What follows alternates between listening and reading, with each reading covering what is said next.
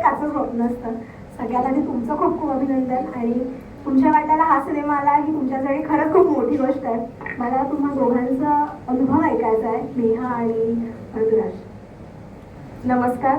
खरं तर खूप लोकांचं स्वप्न असतं की सरांसोबत काम करायचं आणि ते आम्हाला ती संधी मिळाली आणि सर तुम्ही आमच्यावर विश्वास ठेवला त्यासाठी मी मनापासून धन्यवाद मानते.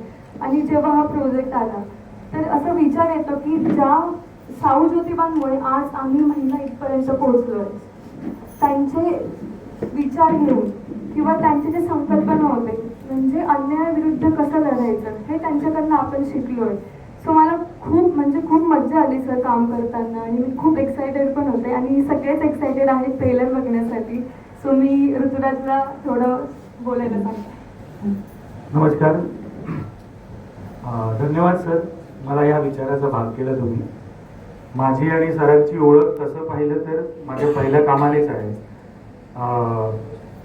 सर आपण स्टेट अवॉर्डमध्ये ज्युरी होता आणि यांनी मला सर्वोत्कृष्ट पदार्पणाचा अवॉर्ड दिला होता. So that was my first film. त्यानंतर मग काय होतं की कधीतरी तो विचार, ज्या विचारावर माझं पहिलं काम होतं त्याच विचारावर सरांनी जेव्हा स्क्रिप्ट लिहिली तेव्हा आम्ही दोघे येतात आणि ती संधी मला पुन्हा मिळाली तो विचार पुढे मांडण्याचा. आणि आज मला तरी वाटतं की सावित्रीबाईंनी जे केलं, ज्योतिबा फुलेंनी जे केलं, आज मी महिला दिग्दर्शकासोबत काम करतोय, इथे महिला पत्रकार आहेत. सो ह्या गोष्टीला अप्रिशिएट करणं आजच्या युगात खूप जास्त गरजेचं आहे. त्याचबरोबर करमणूक ही प्रबोधनात्मक असायला पाहिजे, पण प्रबोधनात्मक असताना एंटरटेनिंग फॅक्टर जो सरांनी जोपासला तो खूप चांगला आहे.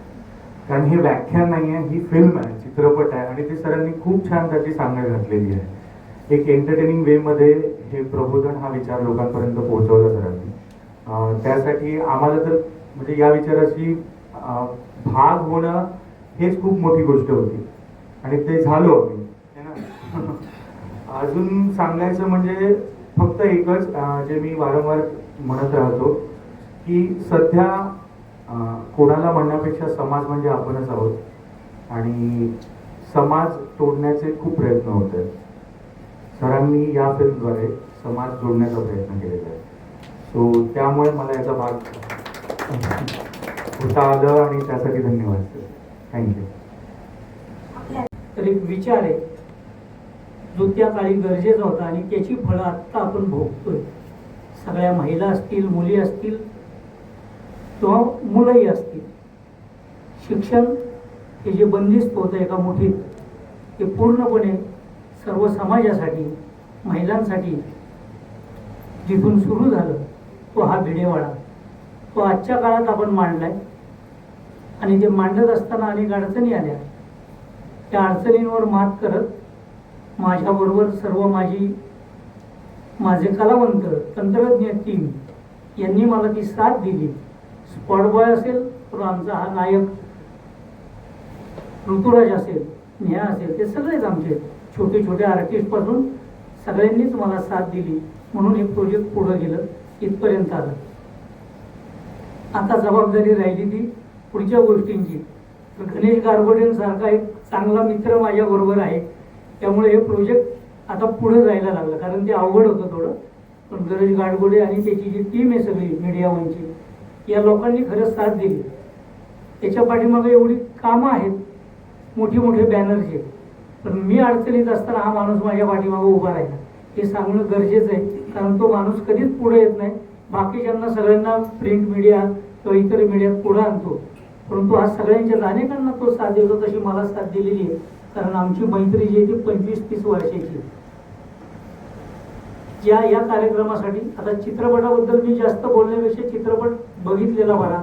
तुम्ही सगळ्यांनी त्याला प्रमोट करा, लोकांना येऊ देत. कारण हा विचार आहे, आम्हाला व्यवसाय हा आमच्या डोक्यात नाही आहे. या सिनेमातून हा विचार लोकांपर्यंत जावा याची आज गरज आहे. कारण आत्ताची वेळ तशीच आहे.